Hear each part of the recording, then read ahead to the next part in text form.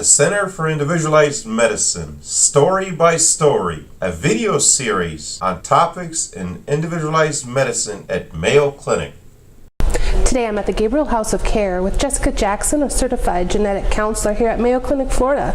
We're going to go story by story and chat about her role as a certified genetic counselor and her discussion with patients about genetic counseling. There she is. Jessica, as a genetic counselor, tell me a little bit about your role in patient care.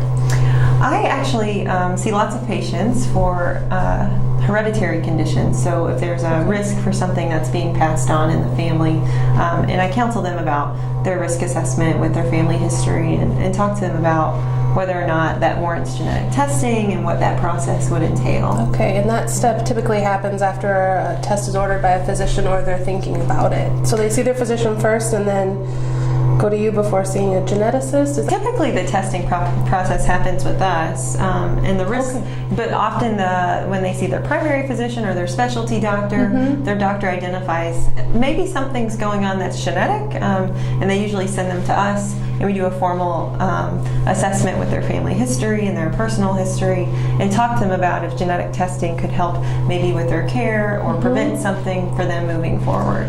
Fortunately, I haven't had genetic testing, but we did consider it with having children. How prevalent is it, or how is it used typically these days? Well, in the OB world, like you were saying, there's a lot more tests now to determine, are parents carriers for the same genetic condition? Some of those might be more common hereditary conditions, like cystic fibrosis, for example, or sickle cell. And some people like to know that ahead of time, whether they would make different family planning decisions, or if they just want to be prepared for that when a baby's born. Other specialties we work in are cardiology, neurology, general genetics, where they're not as rare as we once thought they were, but they certainly can impact the family pretty quickly, so it's good to figure those things out. And from the genetic counselor standpoint, how are you handling those questions about the online tests or the at-home testing, and how do you kind of work through that with the patient? I try my best to help them understand the differences between clinical testing and consumer testing. We kind of deem those more in the world we call recreational genetics rather than clinical genetics. So if there's real clinical questions that you have and you're wanting to really learn, or am I at risk for something, certainly seeing a certified genetic professional is the best way to go. Okay, terrific. And I know that genetic counselors are in high demand. What drew you to that career field, and what would you like to tell others if they're interested? Oh, well, I actually grew up knowing about genetic conditions. My mom had a rare genetic disorder. I have a bit more of a personal experience. Not all genetic counselors have that. We all have great training, though, and we all can address those things.